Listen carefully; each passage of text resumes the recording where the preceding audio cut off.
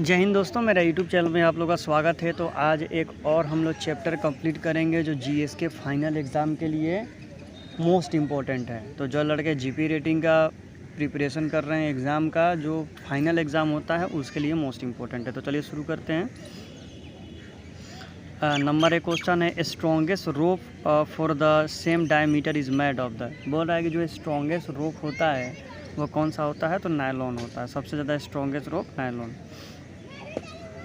Number 2 question पूछ दिया गया है कि the size of manila rope is usually indicate by the. बोला है कि जो मैनीला रोप का साइज होता है वो उसको कैसे मापा जाता है, तो ये आपका डायमीटर के द्वारा मापा जाता है। डायमीटर मतलब उसका डायमीटर से ही मापते हैं, ठीक है।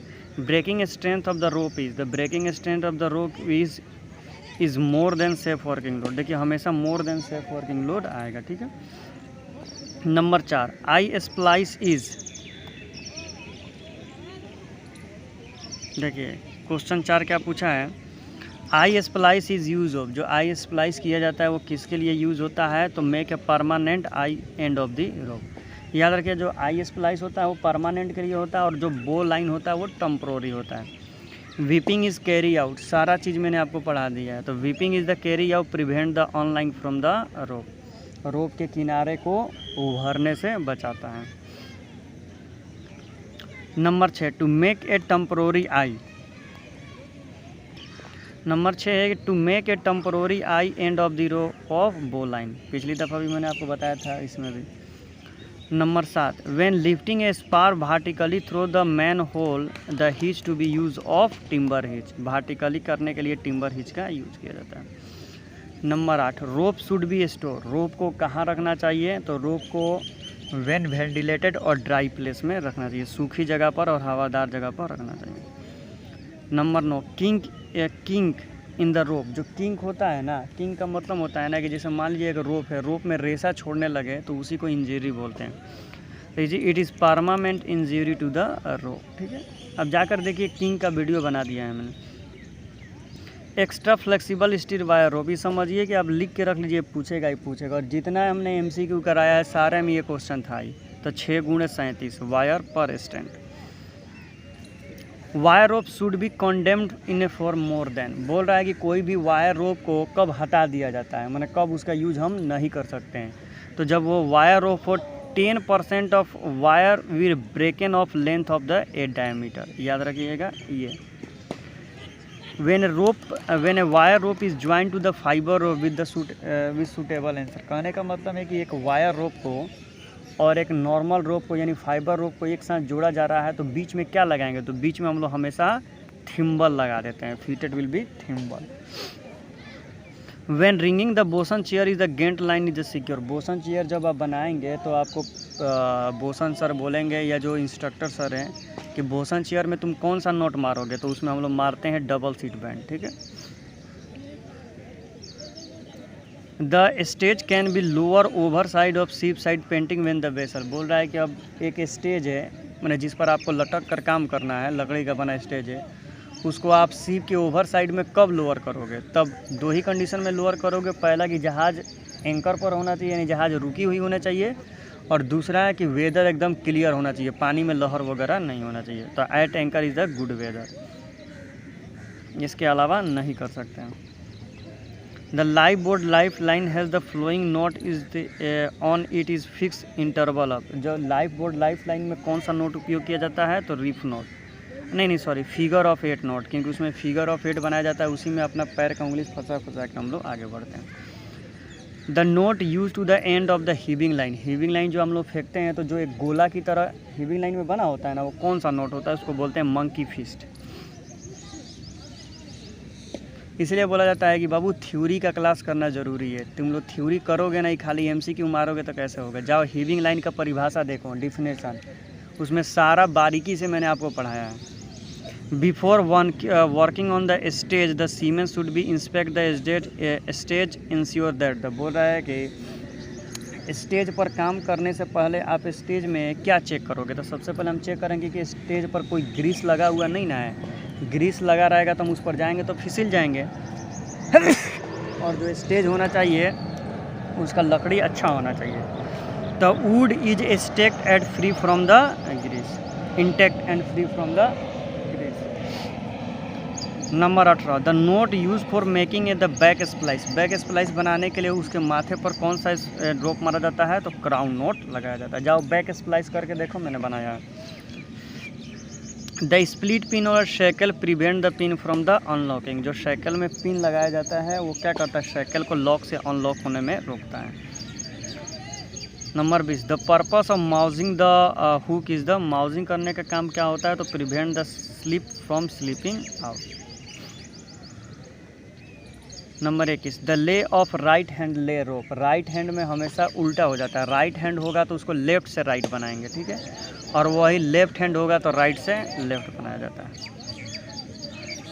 If more than 10% in A diameter is a broken the wire should be, देखिए क्वेश्चन घुमा के पूछ दिया, आंसर दे दिया, आप क्वेश्चन आपसे पूछा है, तो उस समय हम क्या करेंगे, तो रिन्यूड, लेंथ यानी रस्सी को बदल देंगे। Greasing is carry out an equipment of, greasing क्यों किया जाता है, तो रिड्यूस द फ्रिक्शन, घर्षण कम करने के लिए ग्रीस लगाया जाता है। Number 24, block which has hinge side is known as the, तो उसको क्या बोलते हैं भाई, स्नेच ब्लॉक को हिंज ब्लॉक बोलते हैं, जाके देखिए बनाया है मैंने। To rig 3 fold purchase is the block are required, बोल रहा है कि 3 फोल्ड परचेस बनाना है तो उसके लिए 2 ब्लॉक होना चाहिए और उसमें 3 सीव होना चाहिए, तो 2 3 सीव ब्लॉक, ठीक है, याद रखिए 2 ब्लॉक, उसके बाद उसमें सीव 3 होना चाहिए। Block are grease to, block को ग्रीस क्यों किया जाता है, तो allow free rotation of sheave, ताकि उसमें का जो नचने वाला चक्री को सीव बोलते हैं वो अलाउ करे फ्री रोटेशन में। A purchase is rope to advantage, rope का एडवांटेज क्या होता है, तो उसे हॉलिंग पार्ट से यानी मूविंग पार्ट से लेके जाना चाहिए, तब इस pull is coming from the moving block, ठीक है।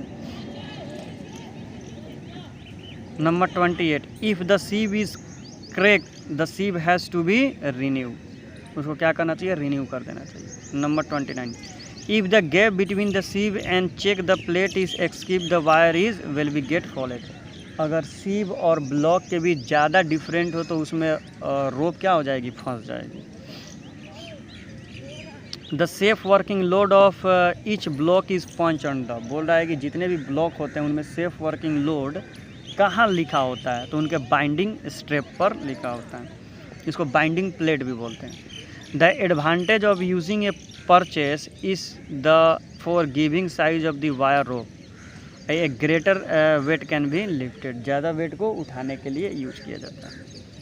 A single sheave block is use of act the lead block, lead block के रूप में यूज किया जाता है, उसे टेकल ब्लॉक भी बोलते हैं। The power gain in the 3 fold purchase is more than 2 fold purchase, माने जितना होगा उससे ज़्यादा ही होगा। Proof load of derrick is more than safe working load, more than safe working. A shackle is moused to prevent the pin from slipping, shackle में mouse किया जाता है ताकि उसका पिन क्या हो, स्लिप ना हो।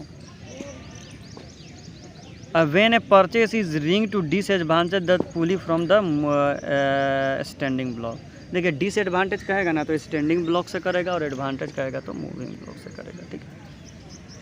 37, grease is nipple are provide for the block for lubrication, जो ग्रीस होता है ना उसमें निपल होता है, उसी में क्या किया जाता है, ग्रीस लुब्रिकेटिंग ऑयल डाला जाता है, तो वो ग्रीसिंग निपल यानी लुब्रिकेशन के लिए किया जाता है। Gun tackle can be use of the both advantage और डिसएडवांटेज, दोनों में गन टैकल का यूज़ किया जाता है।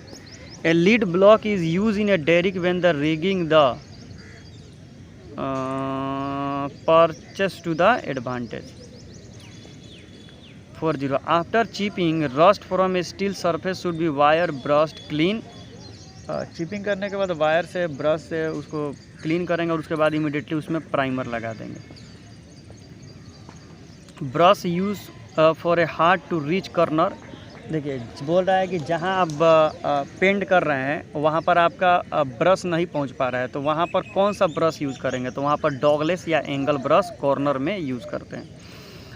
Chipping on the main deck of an oil tanker is hazard due to, बोल रहा है कि चिपिंग करेंगे ऑयल टैंकर पर तो उसमें क्या हज़ार्ड हो सकता है, तो देखिए उसमें क्या होगा, अगर हम लोग चिपिंग हैमर से करेंगे ऑयल टैंकर पर तो उसमें क्या होगा, स्पार्क होगा, यानी चिंगारी फीकेगी तो उसमें आग लग सकता है।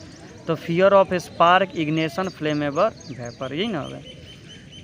43 है स्कॉपर ही, जिसपे स्कॉपर क्या होता है, तो ये एक प्रकार का ड्रेन पाइप होता है, ठीक है। एपॉक्सी पेंट, ये भी देखिए एपॉक्सी पेंट हमेशा पूछेगा ही पूछेगा, तो अब याद रखिएगा बाइडनर एंड हार्डनर, ये लिख के रख लीजिए, एपॉक्सी पेंट पूछता है। Anti fouling paint is apply to the under water fall prior to floating the dry dock में जाने से पहले। सबमिट करते हैं और अपना हम लोग स्कोर देख लेते हैं कि भाई हम लोग का स्कोर क्या हुआ। देखिए हम लोगों ने 50 में 50 अपना स्कोर सही किया है। तो इसी तरह आप लोग भी क्वेश्चन इस तरह प्रैक्टिस करते रहेंगे, मेरा वीडियो देखते रहेंगे, तो आपको भी नॉलेज मिलता रहेगा और डेफिनेटली आप अच्छा से अपना ऑनलाइन एग्ज़ाम क्रैक करेंगे।